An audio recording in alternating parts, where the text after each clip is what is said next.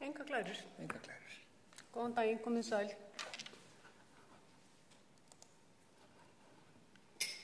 Enga glærur, bara 2 mínútur.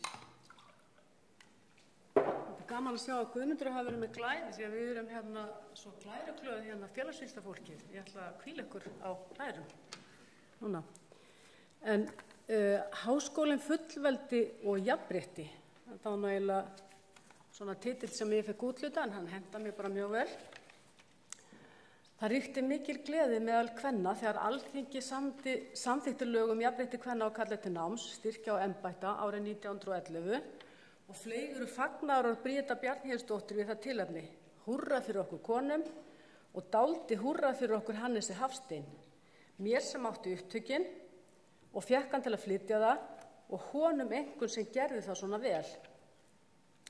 Nú sjálfstæði kvenna og karla og jafnrétti kvenna og karla hefur löngum verið tengt við menntun og svo staðreynd að þessi réttur var innsiglaður nánast í sömu andrá og háskólinn var stofnaður, gera verkum að réttindasaga kvenna er samofin háskólanum í táknrænum og nánast áþreifanlegum skilningi. Þessi réttarbót kom á tímum mikilla framfara í kvenréttindamálum. Kvennalistarnir fyrri stóðu í miklu blóma og fylgi við kvenfrelsi var mikið. Auðvitað er þetta praktískasta lagabótin fyrir konur í bráð, skrifar Bríet í bréfi til Laufeyjar dóttur sinnar árið 1911. Svo ánægðar og þakklátar voru konur með þennan nýfengna rétt sinn að þær efndu til samskota meðal kvenna til að stofna minningarsjóð sem skyldi bera nafn Hannesar Hafstein og skyldi vöxtum sjóðsins vera varið til þess að styrkja fátækar stúlkur til náms í Háskóla Íslands. En Bríet var einnig raunsæ og í Kvennablaðinu skrifar hún, auðvitað teljum mér víst að þær verða ekki mjög margar fyrstum sinn sem stunda embættisnám. En þótt ekki veri nein kona sem stendur, sem til stæði að nota gæti þessi lög á næstu árum, þá eru lögin jafn mikilsverð fyrir það. Því með þeim eru lögum numið allt misrétti í þessum efnum milli kvenna og karla og því sligi föstu að konum beri með lögum sömu réttindi og körlum þegar þær fullnægja þeim skilyrðum og skyldum sem lögin gera ráð fyrir. Tilefni lýkur. Og sannarlega snertir fullveldi þjóðarinnar jafnrétti og kvenréttindi, svoleiðis sama út úr þessum orðum Bríetar, enda þótt konur hafi orðið þar afgangsstærð.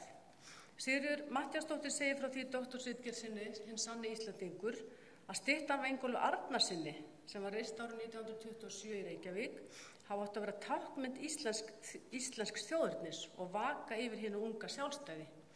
Guðmundur Finnbogason lýsti Ingólfi þessari táknmynd Íslendingsins á þá leið að hann væri ungur maður og fríður sínum, í svip hans og viðmóti skín styrkurinn og stefnufestan.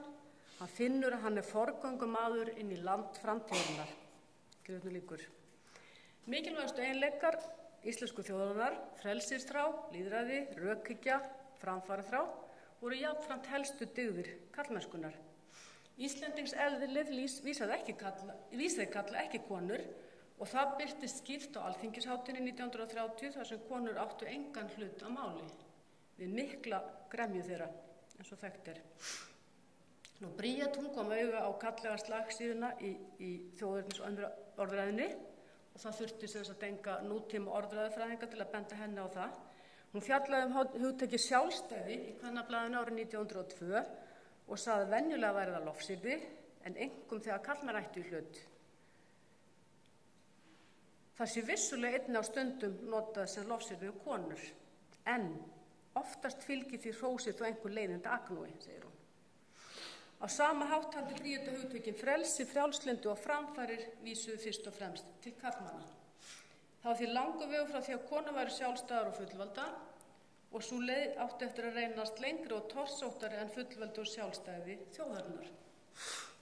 En Kristín Ólafsdóttir lét ekki sitt eftir liggja eftir nýfengin rétt til náms og innritaðist í Háskóla Íslands strax árið 1911. Hún útskrifast á læknadeild 1917, fyrst kvenna til að útskrifast úr þessari ágætu stofnun okkar. Og Bríet reyndist sannspá eftir háskólagöngu Kristínar að þróunin hæg, reyndar afar hæg. Á fyrstu 3 áratugunum eða fram til 1940 útskrifuðust einungis 7 konur eða 1,5% þeirra 460 nemenda sem útskrifuðust á tímabilinu, eins og getið í háskólasögunni, aldarsögu háskólans. Árið 1936 innritust 4 konur í háskólan. Ein þeirra var Ragnheiður Einarsdóttir, laganemi, sem hafði verið afburðanemandi í menntaskóla og hún var mjög áhugasöm námið sitt. En Ragnheiður lauk ekki námi. Ekki frekar en þær 3 konur sem innritust með henni. Á 50 ára stúdentsamali sínu árið 1986 þá rifjar Ragnheiður upp aldarandann í viðtali í Morgunblaðinu. Tilvitnun. Engin gift kona var við námið að starf utan heimilis, nema þá maður geti ekki séð fyrir henni. Það kom bara ekki til greina. Ég gifti mig og valdi mér þar með hlutskipt í lífinu og ég var sátt og ánægð með það. Tilvitnun lýkur.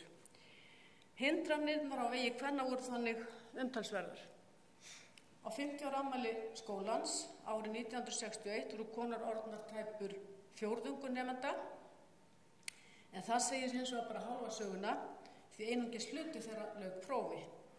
Á tímabilinu 1940–1961 voru konur 27% innritaðra en einungis 7% útskrifaðra. Það flosnuðu upp frá námi eins og kemur fram í aldarsögu háskólans. Ef til vill og að öllum líkindum af svipuðum ástæðum og Ragnheiður Einarsdóttir áratugum fyrr. Og þá má spyrja hvernig hugsaði fólk eiginlega. Og lýsingar á Járbók háskólans á 50 ára afmæli skólans gefa okkur kannski smá innsýn. Að lokinni hátíðarsamkomu 7. október hefði menntamálaráðherra Dr. Gylfi Gíslason, hann var þetta skólabróðir Ragnheiðar í menntaskóla og kona hans héldu boð fyrir kennara á aðra starfsmenn og konur þeirra, erlenda gesti og svo þetta daginn eftir bæði forseti og frú hans forseti Alþingis, borgarstjóri og konur þeirra, kennaraháskólann aðra starfsmenn ásamt konum og svo framvegis. Á morgni sunnudags var fulltrúum erlendra háskóla höfstu ásamt konum þeirra boðið ferð og háskólaráðsmenn ásamt konum þeirra og svo áfram kolli og svo hér einstaka frúr eins og við sjáum, endurspegla stéttaskiptingu samfélagsins. Þannig að það er kannski ekki bara táknmynd Íslendingsins sem var karllæg, heldur líka táknmynd háskólaborgarans. Það virðast allir starfsmenn háskólans vera karlar upp úr og niður úr og táknmynd kvenna virðist það verið að vera viðhengi við karla. Og athugið að þarna eru það er 50 ára afmæli háskólans, þarna eru 50 ár síðan konur fengu rétt til náms og embætta. Nú smám saman tóku viðhorfin að breytast en það gerðist ekki af sjálfu sér, heldur kostaði baráttu andstætt því sem margir virðast halda. Fólk í sambúð fékk til dæmis ekki dagvistarpláss fyrir börn sín áratugum seinna. Launavinna konu utan heimilis var talin manni hennar til hneisu, eins og Vilborg Sigurðardóttir orðar það í grein sinni baráttu rauðsokkarhreyfingarinnar upp úr 1970 fyrir opinberri dagvistun. Eitt af því sem þó gat réttlætt launavinnu kvenna var að þær áttu eiginmann í háskólanámi. Þá mátti sú kona vinna úti þar til hann hafði lokið námi og gat séð fyrir henni. Og þetta er sem sagt á fyrstu árum rauðsokkarhreyfingarinnar upp úr 1970. Áran 1970–75 verður sprenging í nemendafjölda Háskóla Íslands og hluti af þeirri fjölgun eru konur sem settust á háskólabekkin. Fjölgun kvenna í háskólanámi eru auðvitað hluti af víðtækari þjóðfélagsbreytingum eftir stríð og ekki síst kvenfrelsishugmyndum. Og þegar konan tók að fjölga, þá fjölgaði þeim hraðar en körlum. Og til að gera langa sögustutta þá urðu konur í fyrsta skipti fleiri en karlar árið 1986 og árið 1989 voru orðnar 53% brautskráðra. Og eins og alþjóð veit hefur þetta allt snúist við núna. Nú eru konur orðnar 66% nemenda og hlutfall þeirra enn hærra meðal útskrifaðra er 69% samkvæmt tölum fyrir árið 2017. Menntunarstig kvenna er óðum að verða hærra en karla. Og það má spyrja jafnrétti ekki bara náð og konu jafnvel að taka yfir.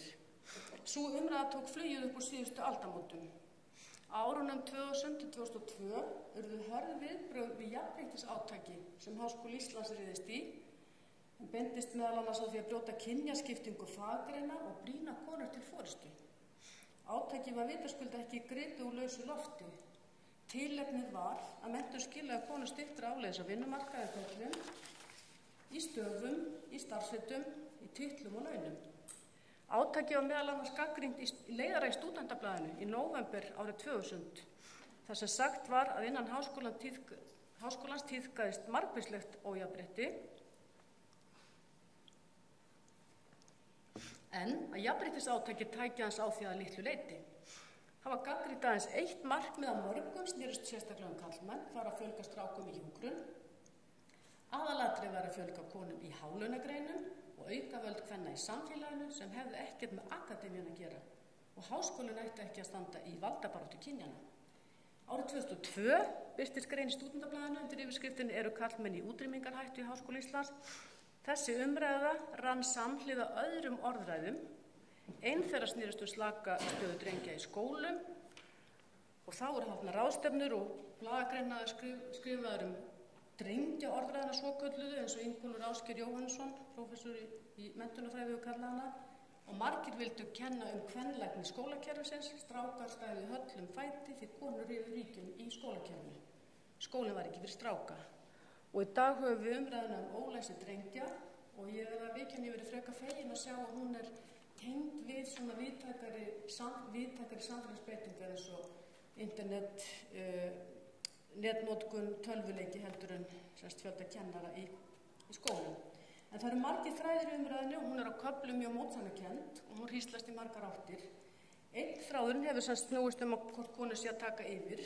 Árið 2013 spurði sérfræðingur á Jafnréttisstofu í pistli hvort háskólarnir væru að verða hinir 9 kvennaskólar. En konur eru samkvæmt þessar orðið ekki bara að taka við skóla- og menntakerfið, heldur verður ekki langt að bíða það að taki yfir ýmislegt fleira. Nú á sama tíma við ræðum tæknibreytingar, 4. iðnbyltinguna, gervigreind, róbótatækni, sjálfvirknivæðingu, sjálfkeyrandi bíla og að mikilvægi menntunar hafi aldrei verið meira, mætti þá að gagnast konum, þá ýtir önnur orðræða undir upphafningu á náttúrutalendum eða sjálfsköpuðum snillingum sem oftar en ekki hafa dottið út úr skóla. High school dropout genius, það er kallað á ensku. Og þar má til dæmis nefna Bill Gates, stofnaði Microsoft, Mark Zuckerberg, Facebook, Michael Dell, Dell-tölvurnar, Steve Jobs, Apple, Jack Dorsey, Twitter og svo mætti áfram telja. Jú, mikið rétt, hér hefur Bríet strax í að kynna vituna, þetta er allt kallar, en það eru auðvitað líka stöku kona í þessum hópi, skulum halda því til haga, en það eru aðalega sjónvarpsstjörnur og módel. Einn angi þessarar orðræðu birtist fyrir nokkur hér heima í umræðu þar sem gildi menntunar var vefengt tæpitungulaust. Í þemahefti frjálsrar verslunar árið 2005 er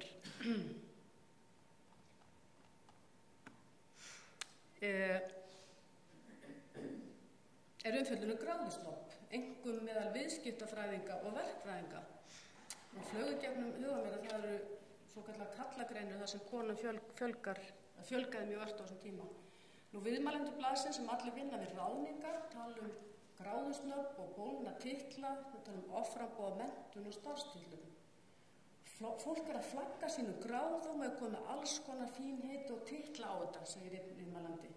Og annar talar að titillin fræðingur sé ofnotað. Það er ekkert samhengi á milli þess að hafa fleiri og hærri gráður og meiri frama. Í Morgunblaðinu árið 2011, 6 árum síðar, þá segir einn viðmælandana, Guðný Harðardóttir, að gráðusnobbi þar sem gráður voru metnar umfram starfsreynslu sé á undanhaldi. Reynslan hafi kennt vinnuveitandum á meðan gráða getur verið fín, þá segir hún endilega ekki til færni einstaklings í starfi.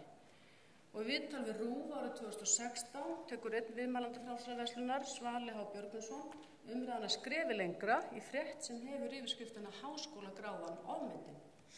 Svali segir að mörg íslensk fyrirtæki setja menntunarkröfu fyrir störf þar sem það sé óþarfi og fyrirtæki á borðum PricewaterhouseCoopers, Penguin og Ernst & Young hafi fellt niður skilyrðum háskólagráður við ráðningar. Reynsla sé klárlega vanmeti fyrirbæri, rétt eins og háskólagráður og reynsla útiloki hvort annað. Og fyrirtækin vilji nú fjölbreytni, rétt eins og háskólagráður þýðir það allir séu steyptir í sama mót. Hann auðvitað að tala hér einkamarkaðinn, en svona flaug gegnum huga mér á dögunum hvort að ríkisvaldinu hafi þótt háskólagráða ljósmæðra ofmetinn í deilunni hérna, það stóð nokkuð skeið. Og kannski það einn anginn af því sem að Guðmundur nefndi áðan, þetta með fullveldis baráttu háskólana í samfélaginu. Og það má spyrja, svona til að fara að draga saman, hvað átti Bríet við með því að auðvitað væri þetta praktískasta lagabótin fyrir konur í bráð? Og hvað myndi hún með þessu í bráð? Var þetta lagabót tíma? Lagabót sem hefur tengt möguleika sína? Við veitum auðvitað ekki hvað hún var að hugsa fyrir 100 og eitthvað ára síðan. Og við getum einnig spurt eins og félagsfræðingur myndi gera. Er menntun að gengisfalla þegar fjöldi kvenna eykst? Er gildi háskólamenntun að kynjað einhver leyti? Og er einhver dulin kynjavíti umræðu undanfarin ára ofmetnar háskólagráður og gráðsnöfn? Ágæta samkoma, ég ætla ekki að svara þessum spurningum, en það er ekkert einhlítt svar til þeim. En ég held að þessar hugleiðingar, ég alveg þess virði að hafa með í farteskinu þegar við horfum fram á veginn næstu 100 ár og hvernig Háskóli Íslands getur áfram stuðlað að fullveldinu, sjálfstæði landsins og sjálfstæði og velgengni okkar allra, kvenna og kalla af öllum sortum og gerðum. Takk fyrir.